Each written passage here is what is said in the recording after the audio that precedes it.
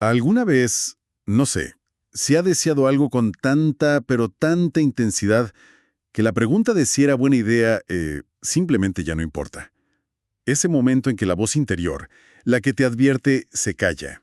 O peor, no, empieza a buscar justificaciones. Mm, es una pregunta que nos lleva a un lugar incómodo, sí, pero universal.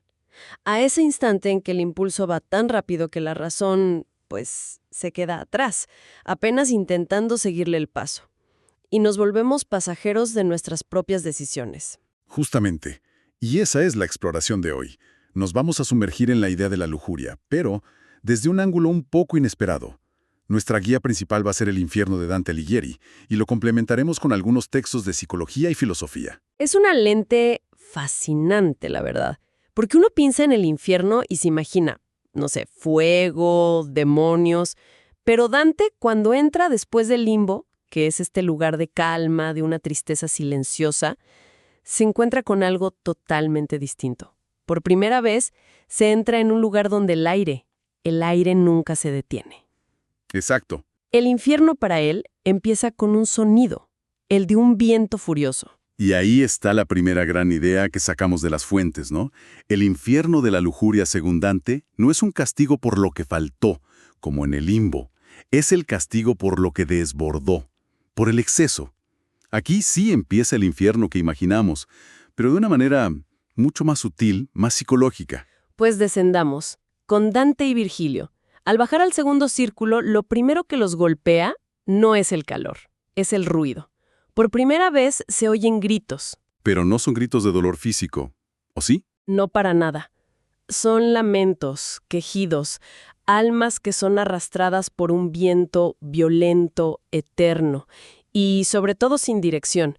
Es un torbellino que las sacude, las golpea, sin descanso. Y ahí es donde entra un concepto que es clave en todo el infierno, ¿no? El famoso contrapaso. El contrapaso, exacto. Que, a ver, para explicarlo de forma sencilla, Es como un castigo que refleja el pecado. es un espejo, sí. Es un espejo poético y terrible del pecado.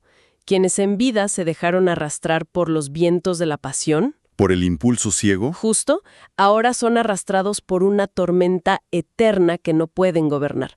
Y lo interesante es que no hay fuego, no hay cadenas, el castigo es la manifestación de su propia elección. es la pérdida total y absoluta del control, el no tener gobierno sobre uno mismo, pero llevado al extremo. Espera, eso me hace pensar. Yo siempre asocié la lujuria casi exclusivamente con lo carnal, ¿no? Con el exceso sexual. Pero si el castigo es la pérdida de gobierno, parece que Dante habla de algo mucho más amplio. Tienes toda la razón. Y es fascinante. Para Dante, la lujuria es mucho más que el acto físico. Es cualquier deseo que, digamos, le pone una mordaza a la razón. La pasión que ciega. La pasión que ciega, los amores que destruyen, ese anhelo que se convierte en la excusa para cualquier cosa. Entonces, el pecado no es el deseo en sí. Para nada. Dante no condena el deseo, sería absurdo, es el motor de la vida. Lo que condena es la rendición incondicional a él. O sea, la esencia del pecado no es disfrutar, sino no saber cuándo parar. ¿Es un fallo de gobierno interior? Exacto. Y fíjate que no es una idea solo de la cristiandad. Las fuentes mencionan otras figuras. Afrodita en Grecia, por ejemplo. Diosa del amor, sí, pero también de la lujuria que desata la guerra de Troya. O Kamadeva en la India, que puede distraer hasta a los dioses. O sea que la humanidad siempre ha reconocido esta fuerza como creadora y destructora a la vez. Tal cual. Y eso me lleva a pensar, a ver, ¿cómo se ve esto hoy? Porque la psicología moderna no usa la palabra pecado, ¿verdad? Usa otros términos. No para nada. Utiliza otros términos, claro. Las fuentes que revisamos, de hecho, hacen una distinción que es fundamental. Hoy se habla de condiciones como la hipersexualidad, que es, bueno, un aumento en la intensidad de la libido. Claro. Pero es clave entender que puede tener causas médicas, farmacológicas o estar ligada a trastornos como el bipolar. Se aborda como una posible adicción, un comportamiento obsesivo-compulsivo. O sea, se trata como una condición, una posible enfermedad. Exactamente. No como una falla moral que requiere castigo. La perspectiva es clínica, no teológica. Entiendo. En cambio, la lujuria, desde el punto de vista de Dante, no es una enfermedad, es una elección, aunque no se sienta así en el momento. La pregunta que él plantea no es ¿está mal médicamente?, sino ¿quién manda cuando deseas? ¿El impulso o la conciencia? Esa es la pregunta. Pero, ¿no es una línea muy delgada? Mucha gente que se siente arrastrada por un deseo podría decir que se siente como una enfermedad, que no tiene control. Esa es la pregunta del millón, claro. Y creo que la respuesta de Dante estaría en el papel de la razón. El peligro para él surge cuando tu razón deja de ser el piloto y se convierte en el abogado defensor del impulso. Uf, qué buena imagen. ¿Verdad? Ya no decide el camino, solo busca excusas para el camino que ya tomaste sin pensar. Ahí es donde se cruza la línea. No es que no tengas control, es que se lo cedes. Y para que esto no sea solo teoría, Dante nos lo muestra con un rostro humano. En medio de esa tormenta, de ese caos, logra hablar con una pareja, Francesca y Paolo. Y esta es una de las escenas más famosas y conmovedoras de toda la literatura, yo diría. Es cuando el infierno deja de ser un concepto y se vuelve una tragedia personal. La historia es terrible, sí. Francesca estaba casada con el hermano de Paolo, Gianciotto, un hombre, conocido por ser cruel. Y un día, Francesca y Paolo leían juntos la historia de Lancelot y Ginebra, y se dejaron llevar. El libro, dice ella, fue su alcahuete. Se besaron, y en algún momento Gianciotto los descubrió, y, en un ataque de furia, los asesinó a los dos. Uf, qué historia. Y ahora vuelan juntos para siempre en esa tormenta. Y lo que estremece a Dante, y a cualquiera que lo lee, es la forma en que ella cuenta su historia. No hay rabia, no hay arrepentimiento explícito. Lo cuenta con una dulzura extraña, con una nostalgia que te hiela la sangre. Y entonces dice la frase que es el núcleo de todo.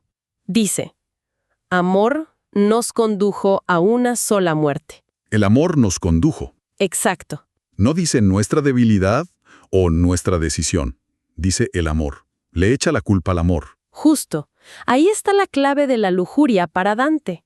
Francesca se presenta como una víctima pasiva de una fuerza cósmica, irresistible. El amor se convierte en una excusa. En una excusa sublime, que anula su responsabilidad. No dice traicionamos, dice fuimos llevados. Es la justificación perfecta. Y Dante, al escuchar esto, se derrumba, cae desmayado, llora. Sí, y las notas que tenemos sugieren algo muy profundo sobre ese llanto. No es solo lástima. Dante llora porque se reconoce en esa fragilidad.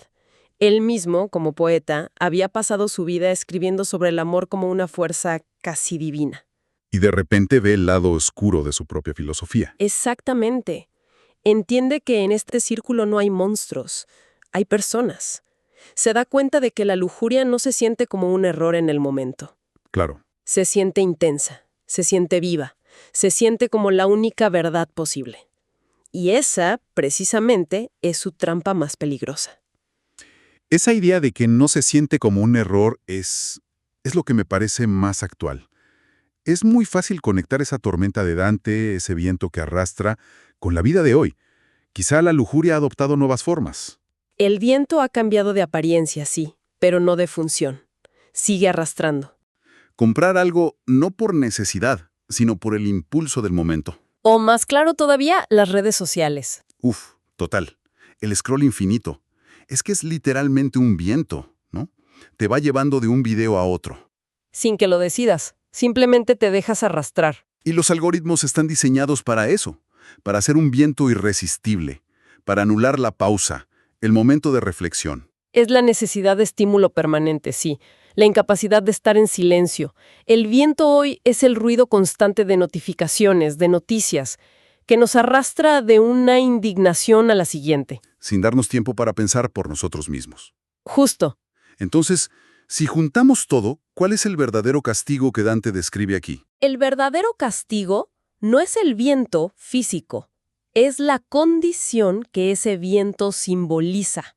Es una existencia donde nunca te detienes a pensar, donde nunca eliges conscientemente, donde nunca descansas de verdad porque siempre te están empujando a lo siguiente. Es perder el gobierno interior. Es nunca volver a ser dueño de uno mismo, vivir a merced de fuerzas que ya no se cuestionan. Vivir en piloto automático. Y eso, para Dante, ya es una forma de infierno aquí, en la vida misma. Porque la persona, el individuo que elige, que reflexiona, desaparece, se desvanece. Solo queda el impulso. ¡Qué potente! No está condenando el deseo, que es humano y necesario. Está condenando la rendición. Porque cuando el impulso manda, la persona que éramos se convierte en otra cosa.